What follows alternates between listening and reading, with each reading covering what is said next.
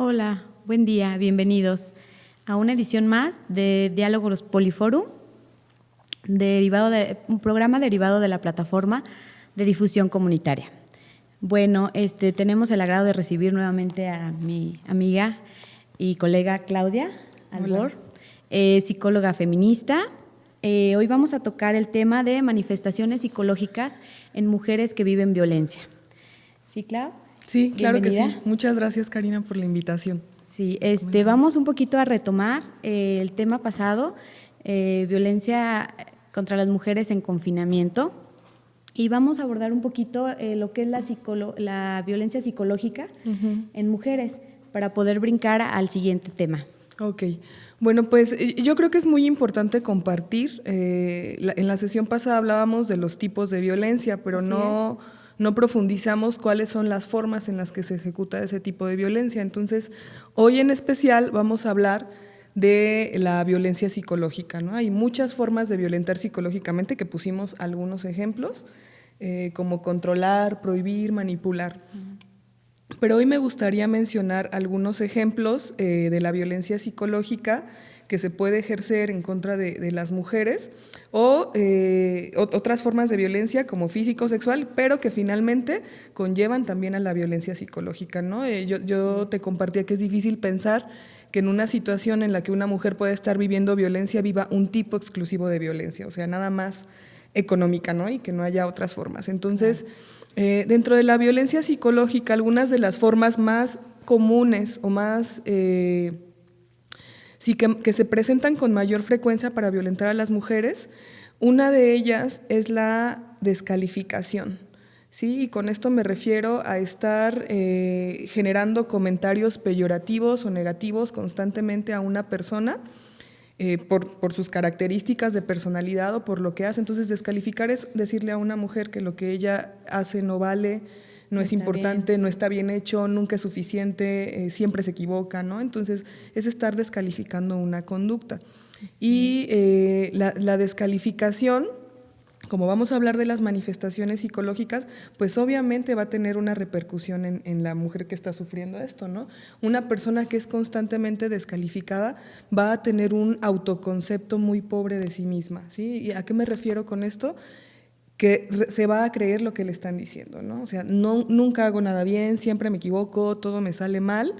Entonces, tiene razón mi pareja o mi padre o la persona que sea que le está violentando, tiene razón, ¿no? Entonces, una persona que constantemente es descalificada va a validar el comentario negativo o los comentarios negativos que le hagan otras personas, ¿no? Entonces, hablar de violencia psicológica, Cari, es un cúmulo de problemas que constantemente están...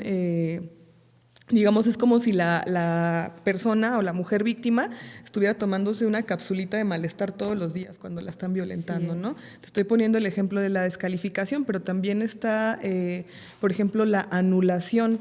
Cuando una persona dice es que me siento mal, o sea, estoy reconociendo que tengo un sentimiento o un afecto negativo que me está haciendo sentir mal, que me está haciendo sentir incómoda, y una forma de anular es decir, no, eso que te está pasando no es cierto.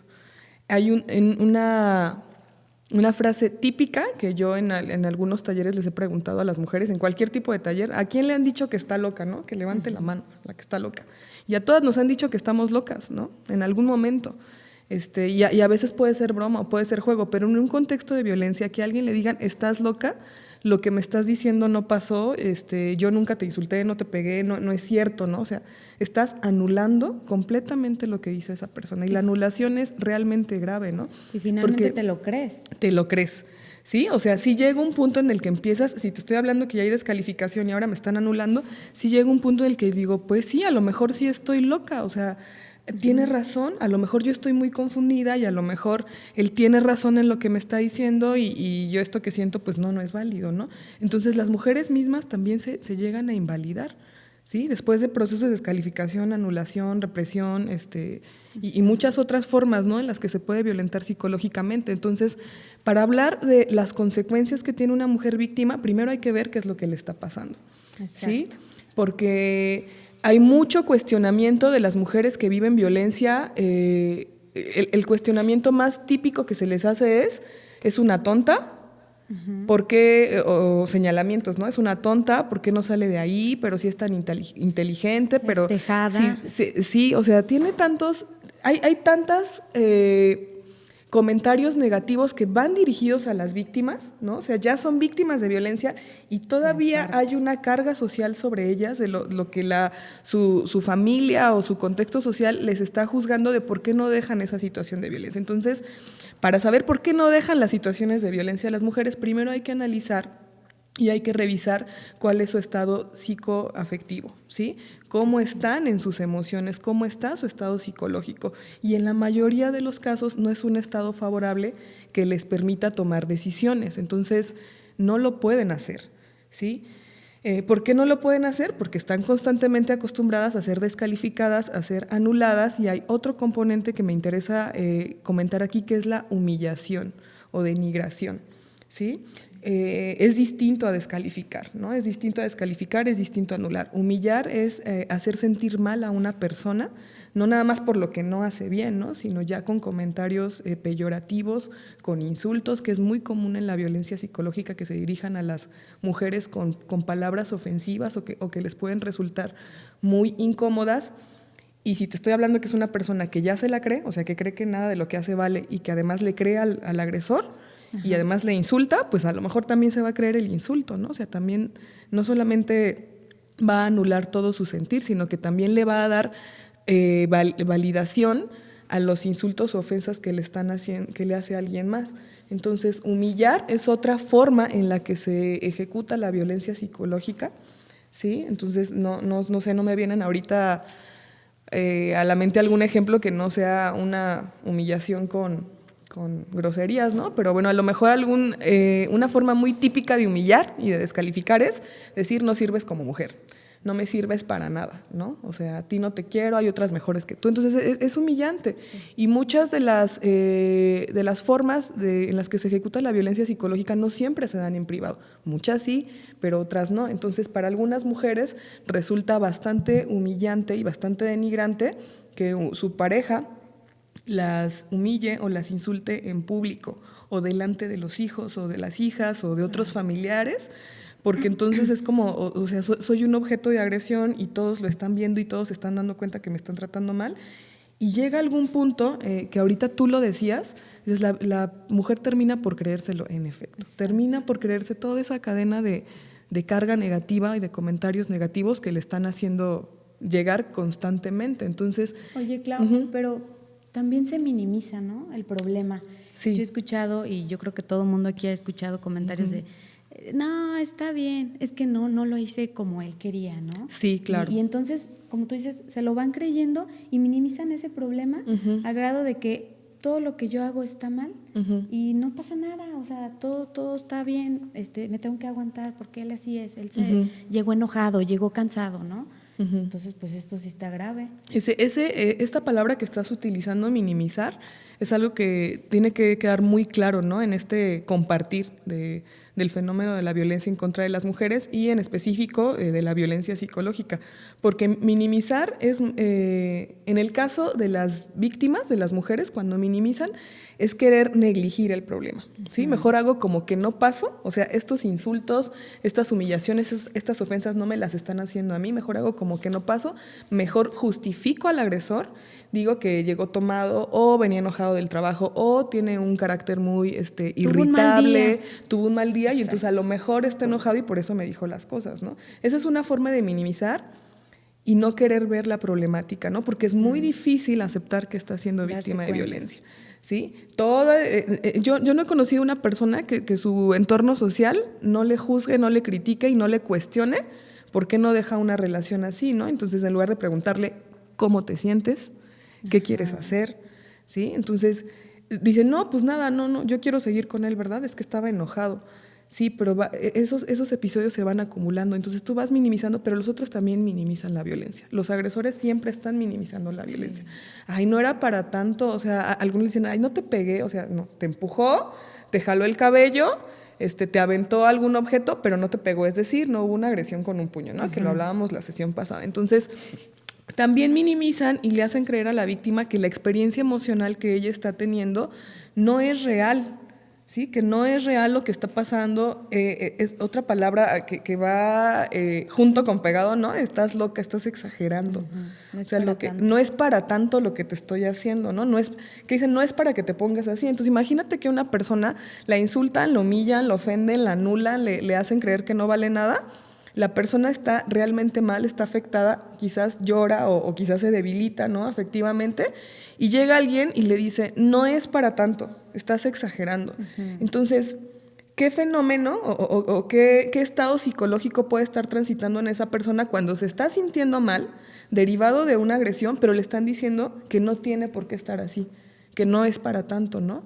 Entonces, hay una información ambivalente. O me voy para acá, o sea, o sí tengo derecho a sentirme mal porque me acaban de humillar o ofender, o tengo que permanecer bien, ¿no? Como si nada estuviera pasando.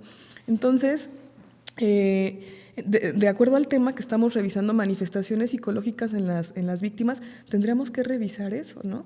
Que la información que están recibiendo es mucha, es constante y es dañina, ¿no? Es como si se estuvieran tomando una capsulita de groserías, malestar y violencia todos los días. Entonces, ¿cómo esperamos que una persona que vive en un contexto de violencia un buen día diga, ay, hoy ya no quiero, déjame paro y me voy de la casa, ¿no? Así como si tuvieras todos los recursos necesarios a la mano siempre para salirte de la situación. Entonces, una de las manifestaciones psicológicas en las víctimas de violencia es, digamos, en ocasiones incapacidad o dificultad para tomar decisiones, ¿sí? Te han dicho tanto que tú no vales, que tú no sabes, que lo que tú haces no está bien, que te equivocaste, que estás loca, que no sirves como mujer, que siempre todo te sale mal. Entonces, ¿cómo a mí se me va a ocurrir pensar que voy a tomar la decisión de dejar ese escenario violento y que voy a estar bien? Pues no. ¿Qué es lo primero que piensas? También esto está mal, esta decisión también está mal, ¿sí? ¿Cómo lo voy a dejar? ¿Qué me va a decir mi familia cuando les diga que ya no quiero estar aquí? O sea, ¿qué me van a decir? ¿Me van a juzgar? O otro prejuicio social muy marcado es la estigmatización, de las mujeres separadas o divorciadas, ¿no? Es como en esta sociedad machista y patriarcal te valida el estar con un hombre, ¿no? Porque eres la esposa de la mujer de, ¿no? Perteneces a alguien y cuando decides romper un vínculo afectivo como el matrimonio o una unión conyugal, eres muy cuestionada, ¿no? Es como, ¿y qué va a pasar contigo? ¿Y cómo le vas a hacer? ¿Y quién te va a apoyar? ¿Y cómo vas a hacerle para salir adelante? No vas a poder tú sola. Entonces, imagínate lo que tiene que suceder para que una mujer deje una situación de violencia, si te estoy hablando que antes se han trabajado mecanismos necesarios para tenerla ahí. ¿Sí? Para que si fuera tan fácil, entonces no habría tanta violencia porque cualquiera, la primera que te están haciendo, pues te retiras, ¿no? Pero no puedes porque es como un entrenamiento para debilitarte, ¿sí? Emocionalmente, psicológicamente, y entonces al rato por eso funcionas como una víctima, ¿no? Por eso estás en ese rol de víctima, porque constantemente está cayendo la agresión sobre ti y cuando intentas salir, pues los mecanismos que tienes psicológicos pues no son tan eficientes, ¿no? Simplemente tu autoestima, ¿no? ¿Sabes? Sí. Cuando tú tienes una autoestima baja, pues es difícil que puedas tomar decisiones, como dices, salir adelante, atreverte a hacer algo, es difícil. Sí, y justamente la autoestima, que en cualquier espacio podemos escuchar hablar de ella, pero yo creo que está todavía mal estudiada o infravalorada, ¿no? Cualquiera cree que tener autoestima es que te quieras y que te cuides y que comas bien y duermas bien y tengas buenas relaciones, ¿no? Pero la autoestima es un conjunto de habilidades que tenemos que aprender, ¿no? Uno de tantos es el autoconcepto, ¿sí? ¿Qué es lo que yo pienso acerca de mí misma, ¿no? Y si lo que yo pienso acerca de mí misma es todo lo que me han dicho constantemente, pues, o sea, que hemos compartido este tema juntas, pero ¿cuántas veces has escuchado decir una mujer, soy una tonta? Soy una estúpida o cualquier otra palabra? Claro, porque esa es la forma en la que te estás calificando y en la que tu contexto te ha validado, no nada más quien te agrede, ¿no? Sino también quien es tu familia o tus amistades que te dicen que eres una tonta porque no sales de ahí. Entonces, sí soy, ¿no? O sea, no es posible que tantas personas me lo estén diciendo y yo no puedo hacer nada, entonces terminas por creértela, ¿no? Entonces, las personas que sufren violencia, Cari, sí tienen una autoestima deteriorada o devaluada, pero hay que analizar qué aspectos de la autoestima. Y uno de ellos es el autoconcepto, ¿sí? Entonces, cuando una persona constantemente está siendo agredida, es muy difícil que reelabore un concepto positivo que diga, sí, yo soy capaz y tengo que salir de esta, ¿no? Por eso, creo que lo hablábamos en la sesión pasada, hablábamos mucho de la importancia de pedir ayuda y de decirle a alguien lo que estás viviendo. O sea, si alguien más no lo sabe, ¿sí? No conoce tu estado afectivo, no conoce todo lo que te ha pasado, pues difícilmente van a comprender por qué no sales de ahí, ¿no? Y otro de los componentes de la autoestima sería la autodeterminación. Es decir, yo determino en este momento que ya no quiero vivir esta situación y voy a hacer lo posible por salir de ella. Pero es lo mismo, ¿no? O sea, ¿cómo le haces para ser una persona autodeterminada? ¿Sí? Es decir, no, ya no quiero más y lo hago, ¿no? Y es así cuando las mujeres se acercan a pedir ayuda, pero se acercan no porque haya una autodeterminación bien clara, ¿no? Y que sepan lo que no quieren vivir, sino más bien porque cuando buscan ayuda ya tienen mucho miedo, ya hay un malestar, o sea, ese malestar que te estás echando diario, llega un punto en el que ya es insostenible en el cuerpo, en la mente, que ya no puedes estar así y algo te empuja a salir de eso. Pero no te empuja tu autodeterminación, no te empuja tu autoconcepto, no te empujan habilidades tuyas, ¿no? Sino el malestar de, dices, híjole, ya no puedo seguir aquí. La mayoría de las mujeres que piden ayuda, en la mayoría de los casos es porque su vida ya está en riesgo o porque de verdad temen. O sea, cuando ellas tienen miedo, cuando hay temor, es cuando pueden pedir ayuda. Entonces, ahora hablando del temor, sí me gustaría como meter un concepto que me parece bien importante en las mujeres que sufren violencia. La mayoría tienen miedo, ¿sí? O sea, si yo me enojo y me manifiesto y dirán algunas hombres agresores, es que me rezongó, ¿no? O sea, me contestó después de que le di una cachetada y entonces dice, sí, es que si yo no le hubiera contestado a lo mejor no se hubiera puesto tan enojado, pero pues yo lo hice. Entonces muchas mujeres, y lo señalaste ahorita, tienen miedo, ¿no? Mejor se la viven así. Algo muy común que dices es que ya le agarré el modo, ¿no? O sea, ya sé que va a llegar de trabajar, ya sé que va a llegar molesto, alterado, yo mejor me subo a mi cuarto y me hago la dormida y dejo la cena lista, ¿no? Le tengo todo listo. Para no afrontar. Y hay otras personas que no, o sea, yo recuerdo cuando en algún momento alguien me decía, yo lo espero en el sillón porque sé que me va a golpear ahí y que no me voy a caer, ¿no? Entonces yo ahí me espero, ¿no? Qué fuerte. Pero vivir en una situación de violencia es habituarte a ella, es minimizarla, es normalizarla y asumir que así va a ser tu vida.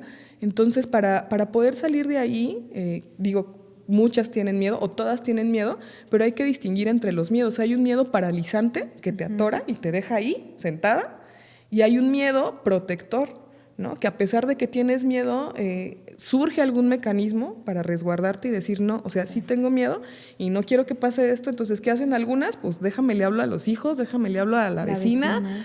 Le hablo a quien esté cerca por si escucha algo, ¿no?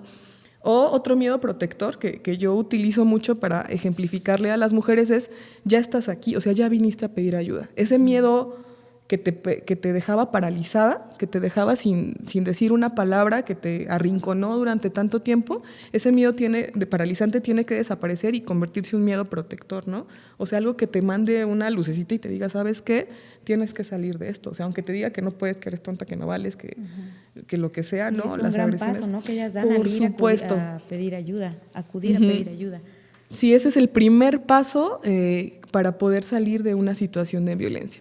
Pero para poder darlo, necesitas reconocer que estás mal, ¿sí? O sea, yo digo, de entre todo este malestar psicológico, los mecanismos psicológicos tienen que surgir, y tiene que surgir el mecanismo de protección, de huida, ¿sí? Ante situaciones amenazantes. Entonces, ese mecanismo de huida, de alerta, es el que te hace algún día correr y decir, bueno, tengo que salir de esto, le tengo que decir a alguien, ¿no? Se lo tengo que decir a escondidas. Algo muy, muy común es que también las mujeres que sufren violencia casi siempre están en el anonimato. Es muy raro o muy poco común que lo compartan, porque además resulta vergonzoso, ¿no? ¿qué es lo primero que le dices a una persona que llega y te cuenta eso? Pues déjalo, no seas tonta, o sea, y te da vergüenza, ¿no? Entonces, la vergüenza es otra de las manifestaciones psicológicas de las víctimas, ¿no? Que sufren violencia. La vergüenza de hablar de lo sucedido, porque en esta sociedad nos dicen, bueno, pues es que si eres una persona exitosa y una mujer exitosa, y si eres una mujer inteligente, no te vas a buscar un hombre así, ¿no? Como si la gente anduviera por la vida buscando lo que caiga y que te casas para que seas maltratada. Pues no es así, ¿no? Entonces es muy vergonzoso para una mujer decir y aceptar que sufre violencia. Por eso, esa palabra que utilizaste tú, por eso se minimiza. Porque si a mí no me pasa y los demás no se dan cuenta de que me pasa, entonces en mi vida no hay problemas, ¿no? No me van a señalar. Pero en el momento que alguien más sabe, y lo decimos como sociedad, ¿no? A esta le pega a su marido, así nada más, ¿no? A este, ¿no? Como si fuera una cosa, un objeto, ¿no? Y la despersonalizas. Y esas mujeres se viven muy despersonalizadas, ¿no? No hay una identidad propia, como te digo, el autoconcepto está dañado, entonces es muy complicado que salgan y digan, ¿sabes qué me está pasando todo esto? Te lo dicen entre dientes, te lo dicen temblando, te lo dicen llorando. A escondidas. Te lo dicen a escondidas, ¿sí? A escondidas, o sea. Y cuando una mujer decide compartir esto, o sea, y yo insisto mucho en transformar el miedo paralizante al miedo protector o al mecanismo de huida, cuando una mujer se atreve a hablar, entonces hay que dejar que hable como pueda hablar, no hay que estarle insistiendo, ¿no? ¿Y qué más te hace? ¿Y qué más te dice? O sea, hay que permitirle que comparta lo que puede compartir. Y cuando una persona se permite avanzar en un proceso, resulta que hay tantas formas de violencia y sistemática que a lo mejor vienen desde antes, no solamente de la relación, pero que estamos acostumbradas a callarla, a minimizarla, ¿no? Porque vivimos en una sociedad en la que la violencia está normalizada. Nos formamos en la violencia como parte de una forma incluso de convivencia social. Entonces, que alguien te empuje, pues no es violencia, ¿no? Estaban jugando y no sé, se llevaron medio mal, ¿no? Entonces, cuando una pareja a mí me empuja, pues ni siquiera lo nombro como violencia física, no se me ocurre, ¿no? Pero cuando a alguien le haces ver esto, cuando a alguna mujer le haces ver esto y trabajamos con alguna herramienta para revisar la violencia, es muy vergonzoso estar aceptando que me ha hecho todas y cada una de las cosas que vienen en el violentómetro, que es la forma en la que podemos medir la violencia. Es muy vergonzoso aceptarlo porque entonces, como te decía hace un momentito, la sociedad va a criticar y va a juzgar, ¿no? Una mujer inteligente no permitiría que esto le pasara, es un discurso muy común, ¿no?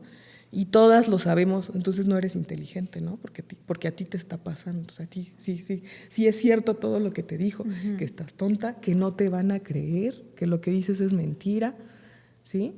Y ante la vergüenza, pues entonces viene otra forma de aniquilarse a sí misma, ¿no? De aniquilar mi propio discurso, o sea, porque no me van a creer, no sé cómo le voy a hacer para salir de esto, entonces yo mejor me quedo callada, ¿no? Y volvemos, o sea, la experiencia, el estado psicológico de una mujer víctima de violencia también es un círculo vicioso, ¿no? O un círculo muy negativo en el que intento escapar, pero no puedo, y entonces me reafirmo que en efecto no me van a creer, que no voy a poder sola, y mejor no. Oye, Clau, o ahí viene también el ciclo de violencia, ¿no? O sea, se da el episodio, después es el arrepentimiento, y después otra vez vuelves a... La luna de miel. Ajá, perdóname, discúlpame. Sí, y por ejemplo, otra vez vuelve. Sí, qué bueno que mencionas el ciclo de la violencia, porque justamente en estas dinámicas de violencia es permanecer y transitar N cantidad de veces ese ciclo, lo que te va poniendo en un estado tan vulnerable, ¿no? La misma persona que me provee o que me cuida, o la misma persona con quien duermo, es la misma en la que 5 minutos después voy a estar viviendo en una situación súper amenazante, ¿no? Y la misma que al rato me va a mostrar deseo y que me va a pedir perdón, ¿sí? Y que me va a decir que esto no va a volver a pasar, y entonces me engancho y otra vez, ¿no? Ahí viene la tensión y otra vez viene la agresión o el estallido de violencia, me vuelven a pedir disculpas, yo vuelvo a creer que en efecto esto no va a pasar, porque además tengo la necesidad de creer que no me va a volver a pasar, o sea, si alguien me está pidiendo perdón y me dice que no va a pasar, pues yo necesito creer que no va a pasar, aunque sepa que sí, aunque sepa que la escena se va a repetir en 2-3 horas, ¿no? O al día siguiente o en una semana, ¿no? Pero ese es el riesgo del ciclo de violencia, que cada vez es más corto, cada vez hay menos tiempo que se transita de una etapa a otra y las agresiones son cada vez más graves. Entonces, se desarrolla aquí un concepto que le llamamos ambivalencia emocional, La ambivalencia emocional es justamente cuando una persona tiene un pensamiento que está rebotando de un lado a otro, ¿no? El mismo que me provee bienestar, que creo, ¿no? Porque tengo un hogar, es el mismo que me va a golpear, o me va a violar, o me va a insultar, ¿sí? Y que yo tengo que ceder a él, que tengo que acceder a él cuando lo desee. Entonces no puedo estar transitando este ciclo de violencia una y otra vez sin que pase nada en mí. O sea, no puedes esperar que una persona que vive violencia esté como si nada en sus funciones psicológicas, ¿no? Nada, o sea, se afecta la atención, se afecta la memoria, se afecta la toma de decisiones. Entonces, no puedo permanecer como si nada me pasara y que la gente espere que yo tome decisiones libremente, ¿no? Cuando es lo que se me ha restringido. Exacto, claro. Por ejemplo, otra de las manifestaciones pudiera ser la depresión. Sí. Episodios de ansiedad que viven ellas en su día a día. Sí, Cari. Mira, ahorita yo te estaba mencionando manifestaciones psicológicas, que es lo que entendemos como algunos mecanismos adaptativos que nos permiten pues convivir, ¿no? O funcionar en el día a día. Pero el riesgo de vivir constantemente en violencia y no ser atendida, y no estoy hablando de una violencia súper grave, estoy hablando de una violencia sutil, a la que, porque hoy estamos hablando nada más de violencia psicológica, a la que me puedo acostumbrar a vivir así. Y de tanto vivir así, por supuesto que esos mecanismos psicológicos de protección o de huida o de desahogo, de querer hablar, pues se van a ir reprimiendo, y entonces todo el afecto negativo se va a contener dentro de mí. O sea, voy a tener contenida la emoción negativa. Sí. Y eso va a causar un malestar a nivel mental o cognitivo, ¿sí? Tenemos que entender y saber, ¿no? Dejar de tener tantos prejuicios hacia el tema de la salud mental y entender que la depresión es una enfermedad, que la depresión es un conjunto de síntomas que se manifiestan por causas diversas. Ahorita no voy a entrar como en causas endógenas o exógenas, sino vamos a hablar del tema de la violencia. Que una persona esté siendo sometida constantemente, por supuesto que va a dañar su estado psicoafectivo, te lo mencionaba hace rato, ¿no? Y en ese estado psicoafectivo tenemos que tomar en cuenta las emociones, ¿sí? Una persona que constantemente vive violencia no es una persona que va a estar alegre todos los días, ¿no? Que no va a estar ahí produciendo endorfinas y va a estar feliz porque no puede. Entonces, es muy común que en las mujeres que viven violencia se presenten síntomas de depresión. Entonces hay que entender síntomas como, por ejemplo, las ideas suicidas, ¿no? O el sentimiento de fracaso, o el sentimiento de ser castigada, o la falta de apetito, o la falta de interés en las relaciones sexuales, el sentimiento de tristeza constante. Entonces, para poder determinar que una mujer que vive violencia tiene depresión, bueno, pues sí es necesario hacer un test en donde ves muchos síntomas, o sea, ves los síntomas y checas si la persona los manifiesta, y de acuerdo a la cantidad de síntomas que presenta o a la frecuencia, y en una escala de cribado se puede hacer, ¿no? O sea, se puede determinar si una persona vive depresión, pero sí tenemos que entender que estar deprimida sí es una consecuencia de la violencia sexual.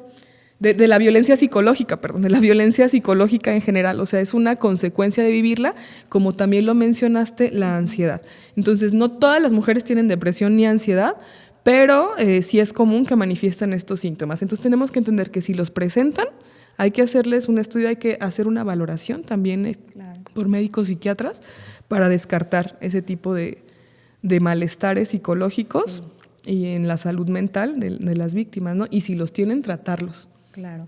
Oye, Clau, y por ende los hijos pues también viven directamente esta violencia, ¿no? Sí, se llaman, cuando los hijos están presentes, hijos e hijas están presentes en una relación en donde hay violencia y que ellos la están viendo, escuchando o se dan cuenta, como lo quieras nombrar, se llaman víctimas indirectas, ¿sí? Pero bueno, también hay que decirlo, ¿no? O sea, estamos hablando de contextos muy adversos, entonces no nada más son víctimas indirectas, también se vuelven víctimas directas en el momento que ellos son insultados, golpeados, sometidos, anulados o cualquiera de los ejemplos que te estoy poniendo, también es, o sea, no nada más estás viendo la violencia, a veces también eres un objeto de ella, ¿sí? O sea, a veces también eres un sujeto, o sea, el sujeto activo, es decir, la persona agresora también va a dirigir algún tipo de agresión hacia los niños o las niñas. Entonces, ese es otro foco, ¿no? O sea, hablamos mucho de las mujeres, pero hay que voltear a ver su contexto familiar, qué es lo que está pasando y cómo se están afectando los otros miembros. Hay una frase muy común que con esto quiero como dejar esto claro de la familia, es: en una sociedad machista todas las personas sufren, incluidos los propios hombres, ¿no? O sea, ellos también son víctimas de eso. Exacto. Así es, Cari. Híjole, bueno, Clau, pues te agradezco muchísimo el que nos vengas a informar, porque yo sé que toda esta información les va a servir mucho a los que nos están viendo en este momento. Quiero agradecer a nuestro equipo técnico, a la directora y a Poliforum por darnos este espacio, ¿no? Quiero que quede bien claro, no están solas, pidan ayuda, acérquense, busquen sus redes de apoyo. Y pues aquí también les vamos a mostrar algunos teléfonos de Poliforum. Tenemos una línea de apoyo psicológico y si no, hay otras dependencias donde también pueden llamar. Les agradecemos mucho y nos vemos en el siguiente programa. Gracias, Clara. Gracias, Karina. Hasta luego.